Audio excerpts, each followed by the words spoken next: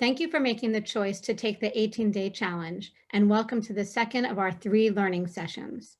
My name is Amanda Greenblatt, and I serve on the Anti-Racism Task Force of the Community Relations Committee, the CRC, of the Jewish Federation of Greater Metro West. Along with my fellow task force members, Deborah Nevis, Alana Wilf-Tansman, and Rachel Klinghoffer Marcus, we helped curate the materials for the challenge. We were led by CRC Chair Linda Scherzer and helped by our Chair Leslie Dannon Rosenthal and our facilitator Cheryl Rosario, who I will introduce in just a moment. First, I want to remind you to please stay on mute until we go into our breakout rooms. You may want speaker view during the larger group settings and gallery in the breakouts. Second, the chat is open for your questions and comments. We understand that everyone comes from a different starting place on these issues and that some of us have strong opinions. Our one request is that we treat each other with respect and dignity, whether in the breakout rooms or in comments made in the chat. Tonight's conversation comes just days after a jury in Hennepin County, Minnesota, brought 3 counts of guilty against former police officer Derek Chauvin in the killing of George Floyd. While the verdict initially brought a huge sigh of relief to most of the country, it was this accountability that was, as Minnesota Attorney General said, only the first step on the road to justice. Martin Luther King Jr. said that none of us is free until all of us are free. We believe that that part of the journey towards that worthy goal is personal accountability. That means different things for each of us, but I think most would agree that the path begins through education and learning. The 18-day challenge was created with just this in mind, to offer those who wanted to deepen their understanding of often difficult issues the opportunity not just to learn, but to create new behaviors. Our task force recognizes that this is challenging work.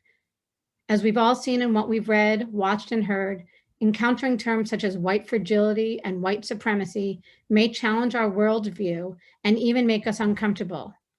But growth often happens when things are uncomfortable. I hope we can all push through that discomfort to grow our understanding of racism so that we can be a part of the work to combat it. The issues we studied this week related to the intersecting identities like being Black and Jewish, or being Jewish and also LGBTQ. We also explored the history of the Black and Jewish alliances during the civil rights struggles in America, as well as the rich history of the Black and Jewish communities in Newark. With us again to unpack these issues is Cheryl Rosario, our facilitator. Cheryl brings 2 decades of experience working in diversity, equity, and inclusion with companies and nonprofits. She also worked with the Jewish Women's Foundation at the Jewish Federation of Greater Metro West. We are privileged to have Cheryl teaching us and helping to guide the discussions in our breakout groups. So I now turn the Zoom over to Cheryl. Thank you so much, Amanda. And it's so great to see some of the same faces that I got to see last week and some new ones as well. So thank you again for joining us this evening and for taking the step to join this 18-day challenge. As we discussed last week, just a few reminders. I ask that all of you continue to come with an open heart and open mind to really listen actively and intentionally, be open to new ideas, especially when you go into your breakout groups, and really take time to show mutual respect for each other. If you recall, last week we looked at concepts like how race is constructed.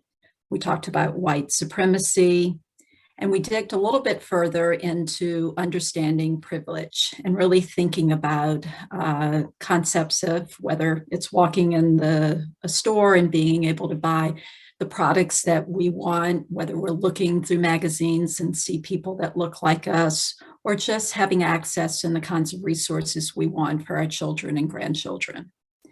We also looked at white fragility and how we respond to racism and people making comments about whether they feel we are racist or not, and digged a little bit into concepts like microinvalidation, which we will talk a little bit more about later. If you recall, we had some great questions at the end of the evening, and then we ran out of time to be able to answer all questions, but we did put those additional questions on Facebook. and discuss some of those. I know not everyone is a part of the Facebook group, so I did want to mention a couple of those this evening. One is white privilege different in countries outside the US.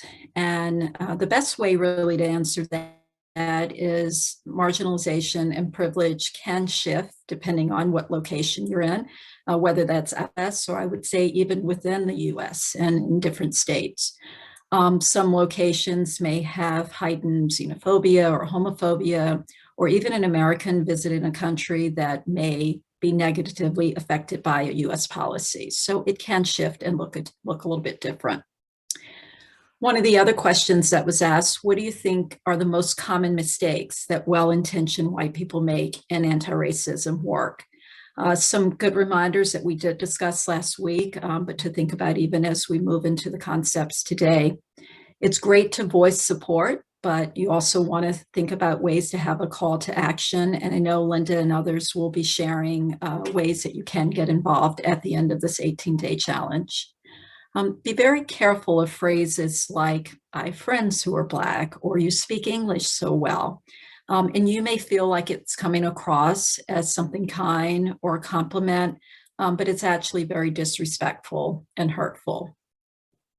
We want to be very careful about the white savior mode. Don't try to earn a title, just organically do the work. And really think about how intersectionality plays a part, which we will be discussing this evening. I discussed how to be careful about microinvalidation, so not comparing your lived experience to someone else's experience. And again, be very intentional, do the work. I know many of you are already donating to wonderful causes that impact people of color, or maybe you're starting to shop at businesses or looking for ways to support the Black community in that way. That's terrific. But what else can we do beyond the dollars participating in events like this? So really thinking about how you can be intentional. So hopefully that was helpful, and I do encourage those who have not joined the Facebook group to take a look at that. There's great discussions happening on that page. So moving into this evening, you had readings that talked about intersectionality, obstacles faced by Jewish people of color, challenges faced by Jewish LGBTQ, history of Black and Jewish communities in America, and also the Black and Jewish communities in Greater Metro West, and specifically in Newark. For intersectionality, hopefully you got a good understanding that it's really about how aspects of a person's identity combine to create different modes of discrimination and privilege. So for example, being a woman and Black really does not exist independently of each other. So what one person may experience, let's say, for example, a white woman may experience inequity in pay in a corporation. Someone who's a person of color and also a female may have issues or challenges with even lower pay. There's a big issue in the education system where often children of color are seen as having a behavioral issue as opposed to a learning disability, where a white child, it may be recognized that they may be on the spectrum or have ADHD, where a child of color, it's just seen as a behavioral issue. So it's really important to think about how these play out in our day-to-day lives.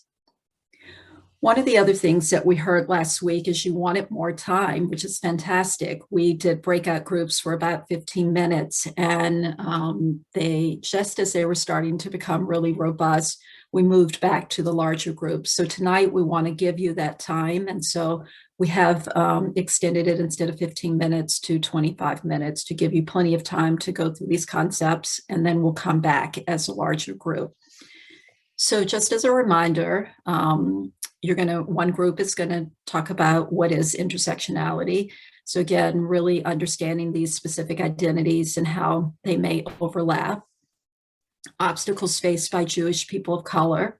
So looking at concepts like are Jews of color needing to find their own places of worship or find these alternative organizations because synagogues and other places of worship are not really giving them the support that they need. Challenges faced by LGBTQ. Does Jewish tradition reject homosexuality? Does an institution need to change? Is it up to the person to try to change, or are there things that institutions, synagogues can do to make sure they're creating a supportive and welcoming place? And then again, you'll look at the history of Black and Jewish communities, both in America and specifically in Greater Metro West. One of the things that's so important, and when people always say, what can we do? I think one of the first things you can do, in addition to the education and learning, is to build trust. So really thinking about ways that you can build that trust before sort of just jumping in and automatically trying to do a call to action. You'll also explore concepts of what have we learned from the civil rights movement that may impact what we're doing today as it relates to Black and Jewish communities.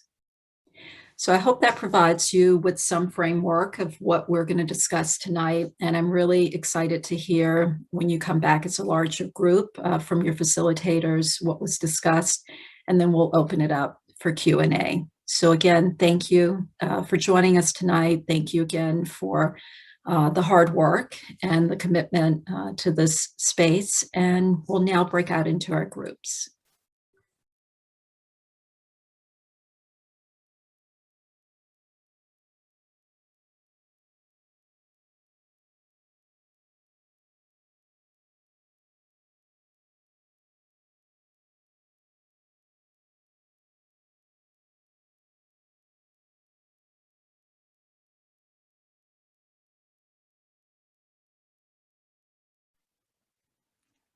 It said the break, and there we go. There is everybody.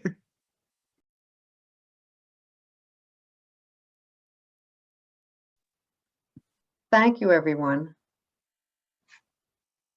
Wait, it's still us.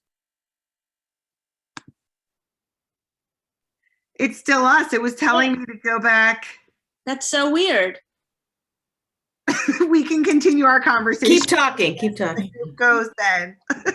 I saw the number going off and was telling us to go into the other room there. Cheryl wanted to add a few minutes, but that's all. Go ahead, Oh. keep talking. Thanks, Julie. They decided now.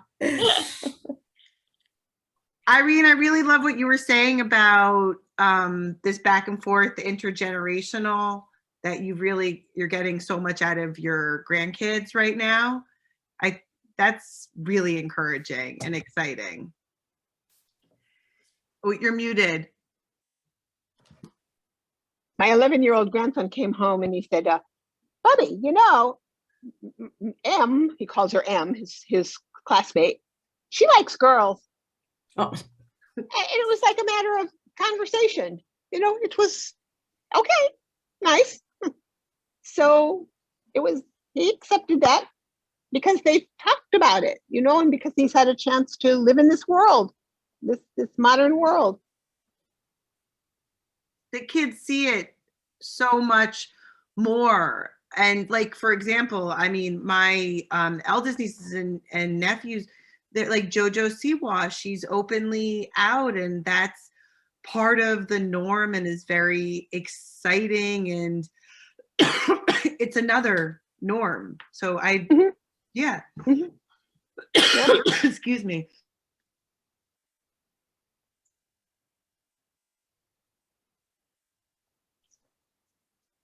Where I think the parents' generation, my children's generation, the 50-year-old, 40-year-olds, 50-year-olds, it wasn't so easy for them to understand or talk about.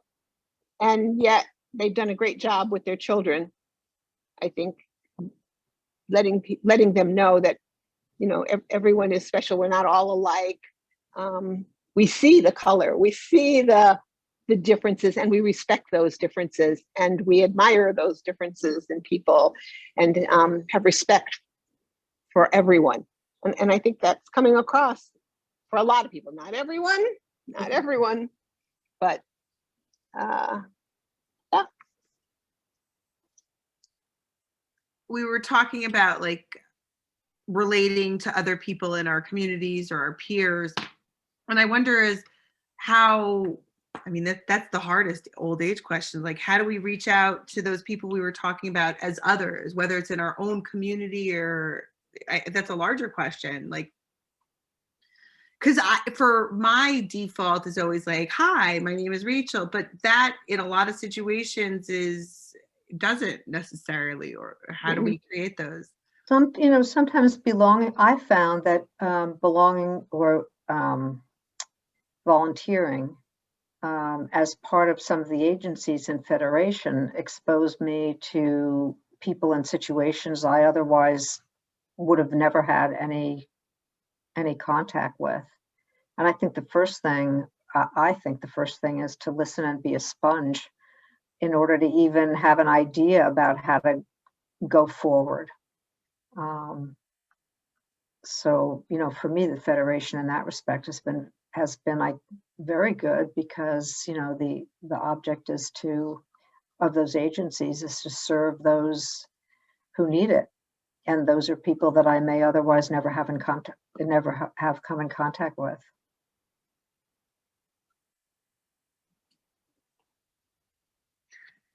Is everyone else coming back in, Cheryl? We were just. Yeah, they're starting to, the group Okay. I was in, so we have 28 seconds, so you should start seeing everybody shortly.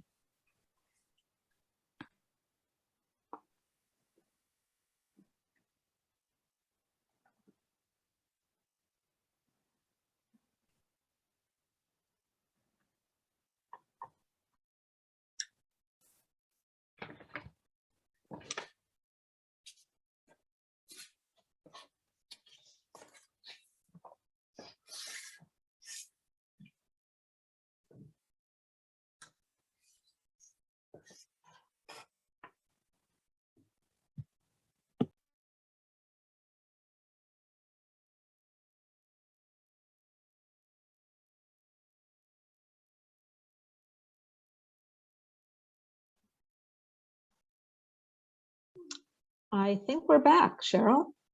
Yeah, it's just sorting through. I think we have everyone. Great. It was so much, it was very engaging, hopping from one breakout room to the next and hearing the really vibrant conversations. So I thank you all for being very candid and open and sharing very specific examples. And I'm excited for each of you to share with the larger group. So let's start off with our overall conversation around intersectionality. And Ilana, would you like to start off? Sure. Oh, we had a really interesting discussion. Everyone needs to mute themselves except for Ilana, please. Okay. So we had a really interesting discussion about intersectionality. We talked a lot about what intersectionality is, and talked a little bit about how it's confusing and hard to really identify what intersectionality is. And I think that we got that from the articles too, right? That even Kimberly Crenshaw says that the term she coined doesn't always come back in things that she reads as that. And so we talked about it being sometimes a lens through which you see the world, or a way of looking at how others see the world. We talked about different ways that it plays out. And someone talked about being able-bodied, being an identity that's sometimes overlooked, and how important that is to think about the privilege of being able-bodied and what others experience who have disabilities. We talked about intersectionality being the ways that different identities that are most vulnerable relate, and how if you have multiple identities that are often encounter racism, how that compounds it, and how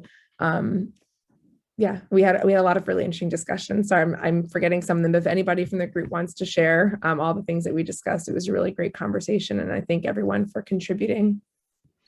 Yeah, I love that you were also talking about the able-bodied and people with disabilities, because it's an area that's often forgotten in diversity. So I thank you for discussing that piece. Amanda, anything to add to this conversation?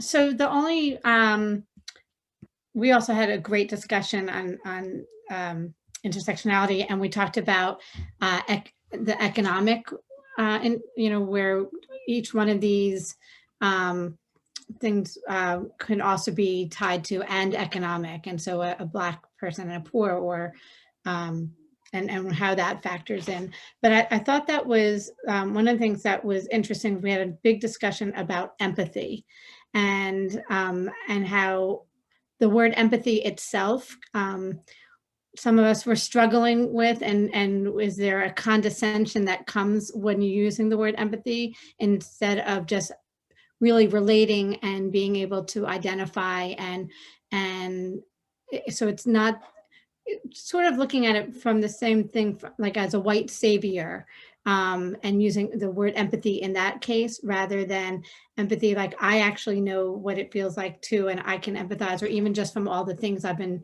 reading and learning about, I can now understand and I hear you and I can empathize, and that we had a good discussion around that. Terrific. Thank you so much.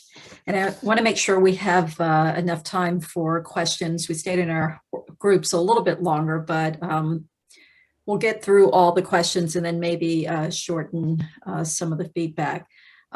Rachel, for the challenges faced by Jewish LGBTQ?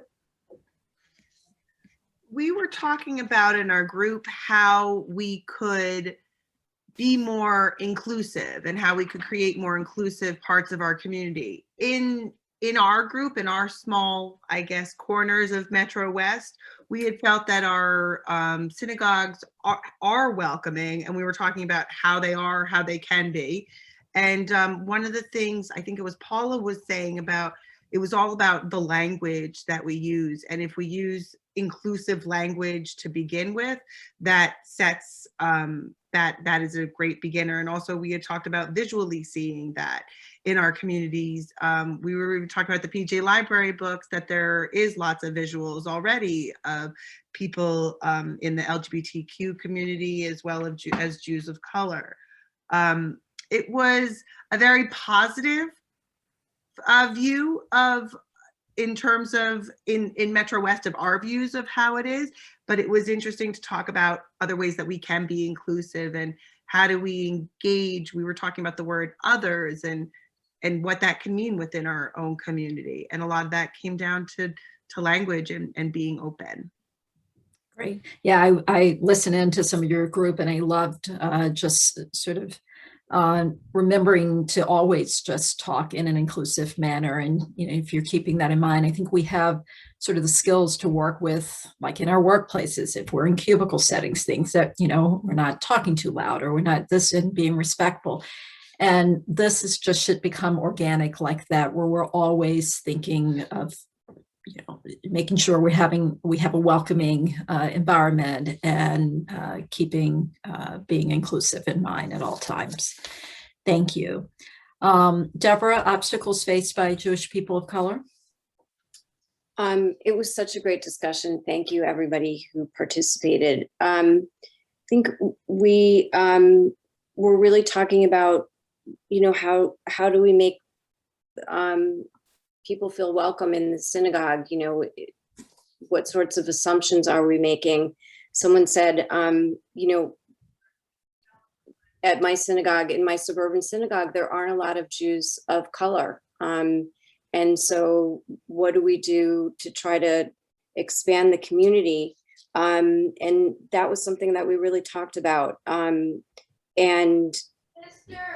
an intentional effort to be less closed. And we were sort of talking about how there's been an insularity in the Jewish community for centuries based on survival, and times have changed. And, that insularity doesn't necessarily do us well now when people are choosing to be Jewish, and how do we welcome them in? I'm just looking at my notes.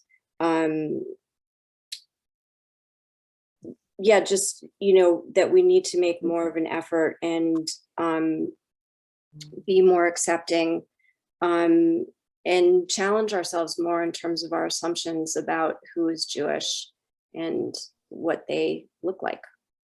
Yeah, I think always remembering that, not making assumptions and really seeking out real information. Very nice, Deborah. Thank you.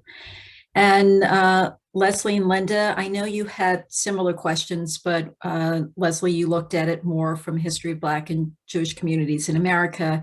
And then Linda, you kind of adding in the element of Greater Metro West. So Leslie, if you want to go first, and then Linda, anything else you want to add?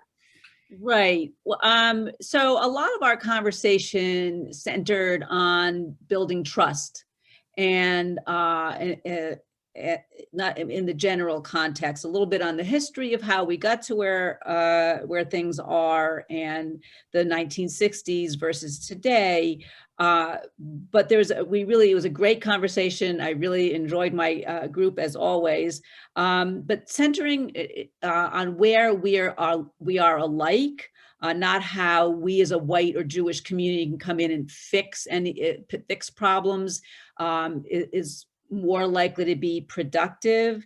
That in doing that, we're going to see that there's more of an overlap between and among us than differences, and especially that looking for common ground among groups who face different kinds of persecution, whether it's racial or religious, that we will find more common ground. And a lot of emphasis on getting to know each other, on actually sitting together, not just coming in to fix things, but to truly just listen and be together as something that we should be pursuing before we get on with addressing the inequities and inequalities. Excellent. Thank you. Linda? So the only thing that I would add is that we started the conversation where I shared something that Congressman Donald Payne, who represents the 10th Congressional District, which includes Newark, said to a group of Jewish leaders when we went to Washington and met with our entire congressional delegation. And that is in reference to the historical relationship between Blacks and Jews in Newark. He said to us, at a certain point you left and you didn't help us to leave with you. You didn't help to raise us up and I guess to close the kinds of disparities that led to, us remaining, meaning the African American community in Newark, with the disparities, the economic disparities, the educational disparities, the housing disparities. And we were left, I think with our thinking, but didn't have a real thoughtful answer at that point in time. So I, asked the question, we don't want to come in as saviors, as white saviors, but what is it that we can do, as many of us did in the 60s to, getting involved in the civil rights struggles? What ways could we serve as allies today and to help our neighbors in Newark and in other parts of the country? And I think all roads pointed really to advocacy in closing in working to raise the minimum wage. One woman suggested that we create a state collective for taxes and for, that teachers, that Millburn taxes don't just go to pay Millburn teacher salaries. And I'd like to call on Gail because she was talking about advocacy on, in your local municipalities, and she's going to tell the story of something that she did, which we wanted to share with the larger group. So, and Gail, before you start, and I heard the story, it's wonderful, so I'm excited for you to share it with everyone. If you do have questions, maybe start putting those in the chat so that we can have some time to get to them before we end. Go ahead, Gail. So Ibram Kendi made the point that changing minds comes after changing policies, right? And I think that leaves you with a real struggle. Like, what can I actually do if I'm not in the government, if I'm not leading something in the government? What's my role? And this thing crossed my path, and it just, I thought, I made the point that as a therapist, I work with a lot of kids who vape, and vaping is a big crisis in our community. And a bunch of mothers, parents knew that, and they came to me because there was this really exciting ordinance that was being proposed in Morris Township that would make vaping illegal for kids. Like kids owning, kids having vapes would be criminally liable. Basically, they could be arrested. And there was a proposed path for offenses that could lead up to multiple offenses, landing them in juvie. So the parents thought that I would be, supportive of that because I hate vaping so much. But actually, I read the whole policy and I learned that this was really a way for the local police. It was actually proposed by the local police because they were frustrated with the way the vaping was happening at the middle school. They really wanted the ability to literally be able to arrest kids in the middle school. And so I was like, nah, let's not do that. So I wrote a letter, I wrote an op-ed, and I basically said, like, we shouldn't be making the kids criminals because ultimately this is a racist policy.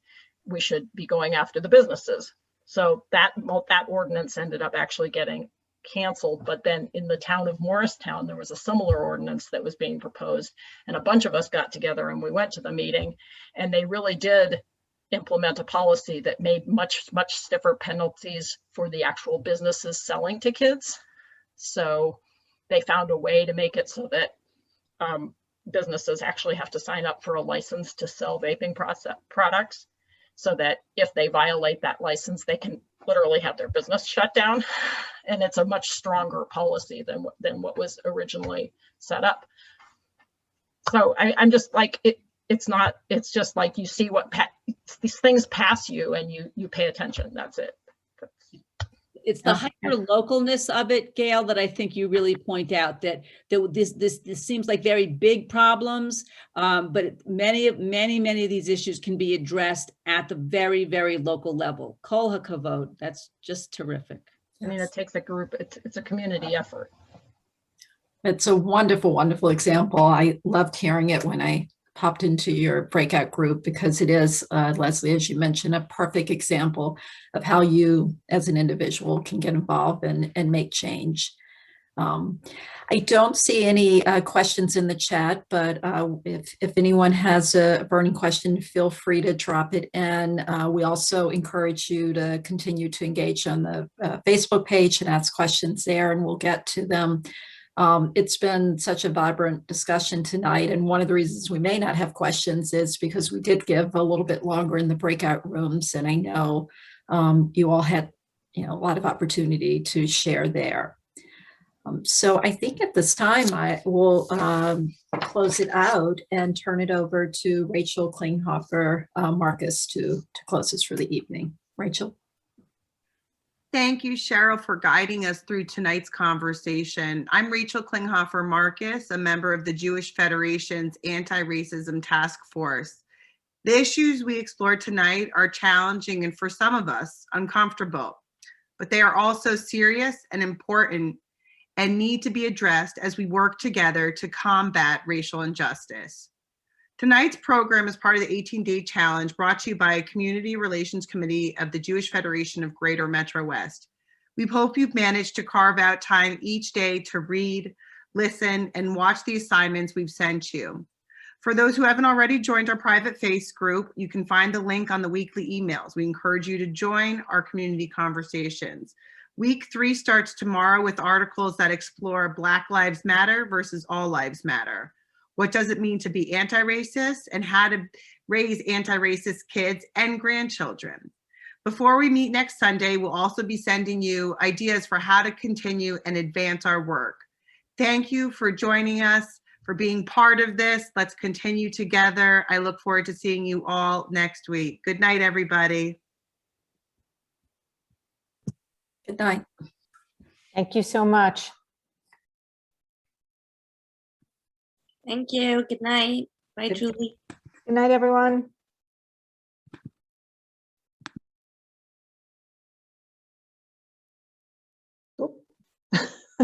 Too many people left. I guess we're leaving. I think, that other session was doing that movie talk back. So that's probably why.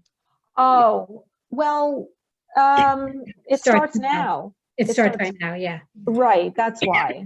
Are you talking about JCPA? Yeah. Did you see the movie, Amanda? I watched it earlier. I watched it yesterday. They sent Do you a have- link. I know, I never got it. Oh, I'll send, oh, let me put it in the Could you chat. send it for to you me? right now. So just, well, it's only us, but, I thought today was great, except that it got Here's dark Deborah. on me. Yes, it did. I was wondering, saw that. But finally, my husband brought me another light. This Oh. one, this is his, where I'm in, whatever, I'm in a different place, and this is where he works during the day, and we didn't know how dark it got. Dark. Oh, So he had to bring me a light. I thought that breakout was just so great tonight. I thought it worked out really well. well, it definitely, as Roanna Pasher said, while she would have wished that there were more people who would have joined, those smaller breakout groups are definitely more manageable. And yeah, and like you said, Julie, I didn't realize it was the Oscars tonight. Oh, here comes everybody's coming back now. Right. Hold Oh, wait, on. let me let her in. Here Yeah, comes- I got her it. in. Yeah, Yeah. Rachel. Let's see, where'd she go? Is She's she here? joining. Yeah. Sometimes people have an issue with joining, so. Oh. Yeah, what I was trying to say is we didn't want you to leave. I guess, yeah, next time we'll tell everyone, stay on after, don't get up. Yeah, I didn't, I mean, the Oscars, I don't know who I was saying this to. I saw the list of the nominations in the Times today. There was not one movie that I had ever heard of. Like, that's It was a strange year. Yeah. where were people watching these movies? You can stream They them. stream them. Yeah.